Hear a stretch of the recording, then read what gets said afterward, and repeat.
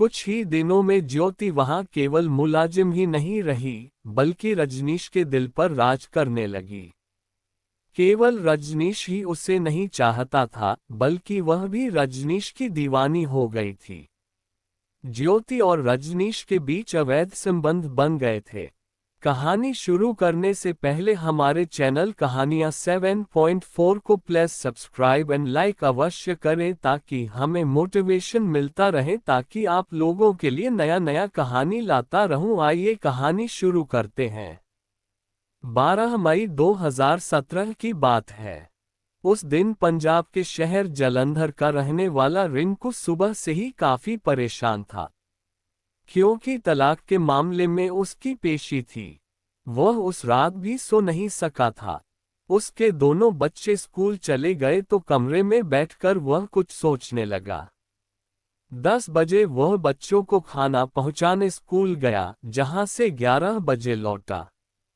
इसके बाद वह कमरे में बैठकर कुछ लिखने लगा। दोपहर को 11 साल की बेटी पलक घर लौटी तो उसने जैसे ही दरवाजा खोला, सामने का दृश्य देखकर वह चीख पड़ी। उसके पिता बलविंदर उर्फ रिंकू कपड़े के फंदे में पंखे से लटके थे। पलक की चीख और रोने की आवाज सुनकर घर वालों के अलावा पड़ोसी भी आ गए। रिंकू को उस हालत में देखकर उसके पिता प्रेमनाथ भी फफक कर रो पड़े। ये पुलिस केस था, इसलिए लाश को नीचे नहीं उतारा। किसी ने फोन करके इस घटना की सूचना पुलिस को दे दी थी। सूचना मिलते ही थाना प्रभारी जीवन सिंह, एएसआई कुलविंदर सिंह, हवलदार जगजीत सिंह, सुरजीत सिंह, सिपाही जसप्रीत सिंह और महिला सिपाही वीना रानी के साथ घटनास्थल पर पहुंच गए थे। पुलिस ने रिंकू की लाश उतार कर कब्जे में ले ली। चूंकि आमतौर पर आत्महत्या के मामलों में आसपास सुसाइड नोट मिल जाता है, इसलिए पुलिस ने कमरे की तलाशी शुरू कर दी। इस तलाशी में बेड के गद्दे के नीचे एक सुसाइड नोट मिल गया, जिसमें रिंकू ने अपनी मौत का जिम्मेदार अपनी पत्नी ज्योति और उसके प्रेमी रजनीश को ठहराया था। सुसाइड नोट में साफ साफ लिखा था कि इन्हीं दोनों के डर की वजह से वह मौत को गले लगा रहा है। पुलिस ने मृतक के घर वालों से जरूरी पूछताछ करके लाश को पोस्टमार्टम के लिए जिला अस्पताल भिजवा दिया और मृतक के पिता प्रेमनाथ के बयान और सुसाइड नोट के आधार पर ज्योति और उसके प्रेमी रजनीश मल्होत्रा के खिलाफ आत्महत्या के लिए उकसाने का मुकदमा दर्ज कर लिया। पुलिस घटनास्थल पर कार्रवाई कर ही रही थी कि रोती बिलखती ज्योति वहां पहुंच गई। थाना प्रभारी के आदेश पर महिला सिपाही वीना रानी ने ज्योति को हिरासत में ले लिया। थाने लाकर उससे पूछताछ की गई तो उसने अपने प्रेम प्रसंग से लेकर पति के आत्महत्या करने तक की जो कहानी सुनाई, वह इस प्रकार थी। ज्योति जालंधर शहर की बस्ती दनिशा के कटरा मोहल्ले के रहने वाले बलविंदर उर्फ रिंकू की पत्नी थी। रिंकू 4 भाई बहनों में सबसे बड़ा था। उसके पिता प्रेमनाथ का टेंट हाउस था। वह पिता के साथ उसी पर बैठता था। करीब 14 साल पहले सन 2003 में ज्योति के साथ उसकी शादी हुई थी। ज्योति जम्मू की रहने वाली थी। दोनों की गृहस्थी ठीक ठाक चल रही थी। ज्योति 2 बच्चों की मां बन गई थी। वह काफी बोल्ड स्वभाव की थी। शादी से पहले उसके कहीं आने जाने पर रोक नहीं थी, पर शादी के बाद उसकी स्थिति खूंटे से बंधी गाय की तरह हो गई थी। वह घर से निकलकर बाहर घूमना चाहती थी। वह चाहती थी कि उसके ऊपर किसी तरह की कोई पाबंदी न हो। जहां उसका मन करे वह आए जाए। रिंकू से वह अपने मन की यह बात कहती तो वह खुद के व्यस्त होने की बात कह देता। एक बार ज्योति पति के साथ जालंधर के शेखा बाजार स्थित आर्टिफिशियल ज्वेलरी के शोरूम पर गई। ये शोरूम जालंधर के टांडा रोड के रहने वाले रजनीश मल्होत्रा का था। वह काफी बड़ा शोरूम था, जहां तमाम लड़कियां काम करती थीं। ज्योति बेहद खूबसूरत थी। रजनीश मल्होत्रा दिलफेक किस्म का इंसान था। हालांकि वह बाल बच्चेदार था, इसके बावजूद वह सुंदर महिलाओं की तरफ आकर्षित हो जाता था। ज्योति भी उसके दिल की घंटी बजा गई, इसलिए वह उसके बारे में जानने के लिए बेचैन हो उठा।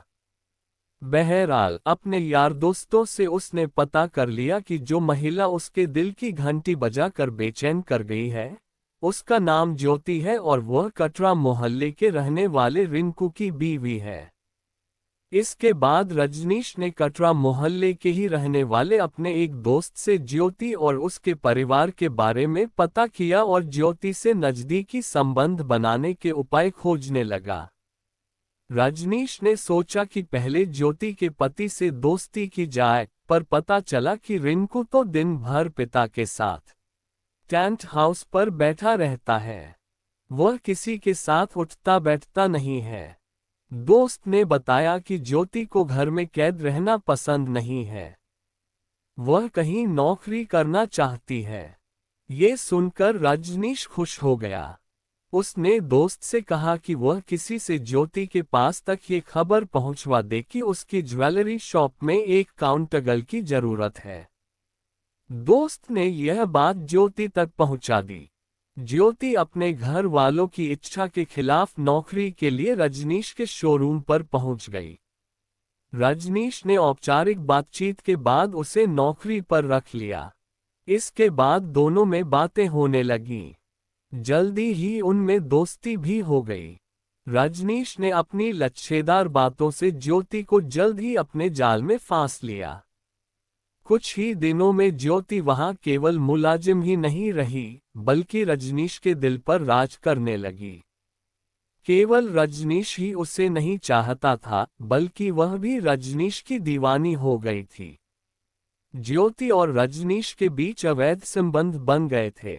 ज्योति के अवैध संबंधों की बात गली मोहल्ले में फैली तो प्रेमनाथ की बदनामी होने लगी। वह सीधे सादे शरीफ इंसान थे। 4 लोगों के बीच उनका उठना बैठना था। लोग उनका बड़ा सम्मान करते थे। बहू के बारे में ऐसी बातें सुनकर उनका सिर शर्म से झुक गया। और यही बात जब मोहल्ले से होते हुए रिंकू के कानों तक पहुंची तो घर में क्लेश होने लगा। रिंकू ने ज्योति को प्यार से समझाते हुए कहा, तुम शादीशुदा और 2 बच्चों की माँ हो। हमारे बच्चे अब बड़े हो रहे हैं। घर की बड़ी बहू होने के नाते परिवार के प्रति तुम्हारी कुछ जिम्मेदारियां हैं, जिनसे तुम मुंह नहीं मोड़ सकती।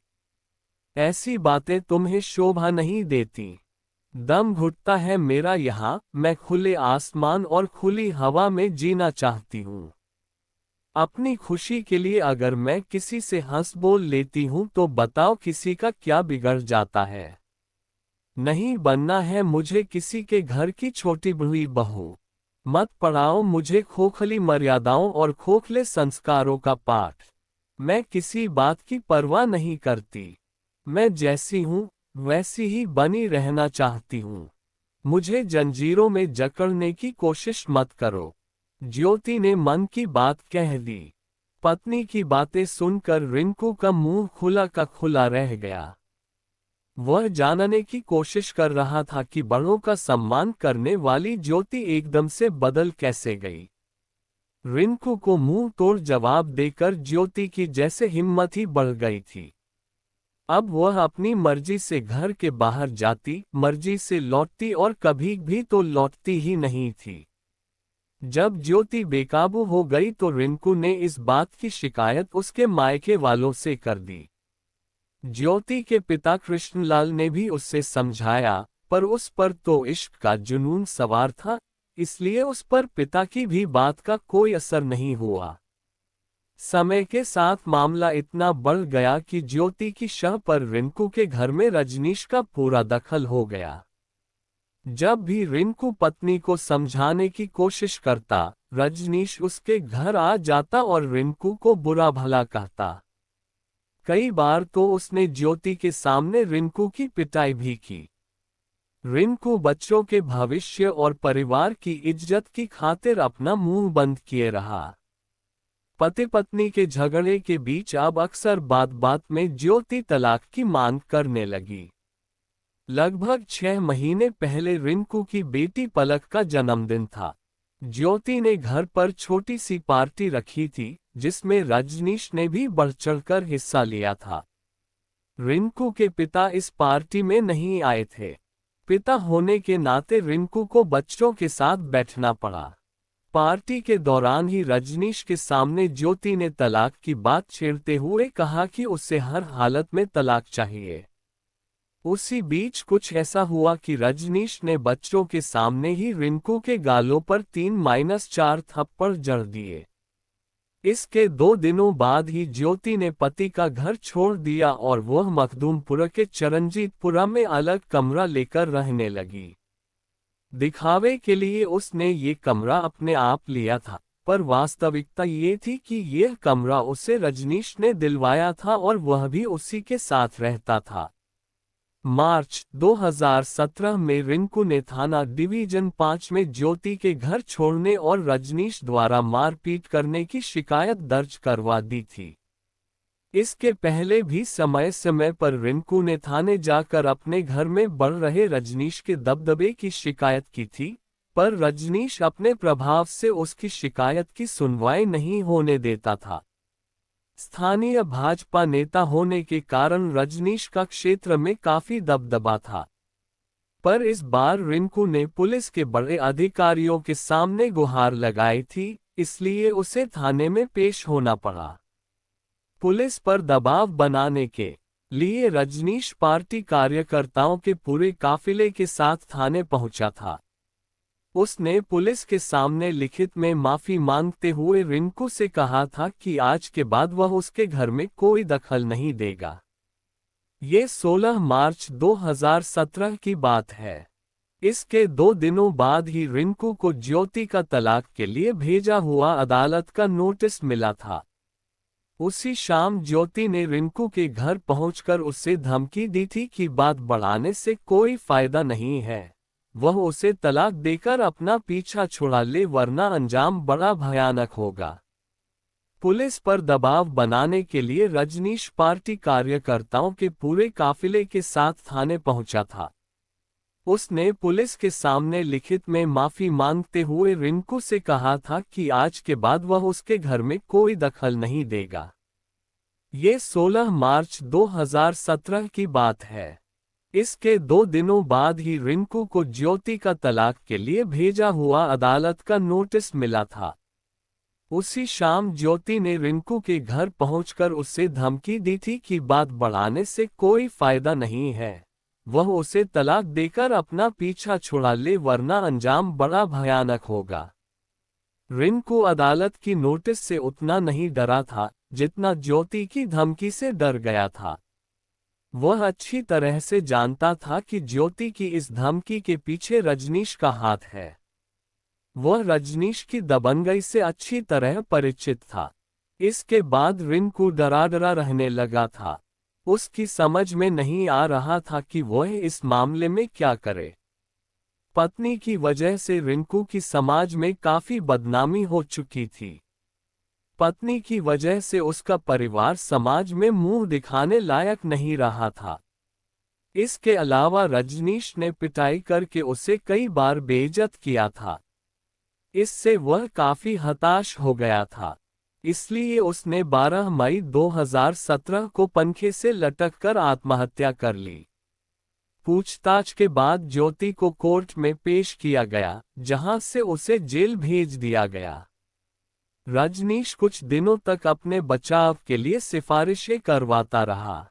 उसने भाजपा के कई वरिष्ठ नेताओं से थाने और रिंकू के पिता के पास फोन करवाकर मामले को रफा-दफा करवाने की कोशिश की, पर उसकी दाल नहीं गली। अंत में उसने थाने में आत्मसमर्पण कर दिया। पूछताछ के बाद उसे भी कोर्ट में पेश किया गया, जहां से उसे जेल भेज दिया गया।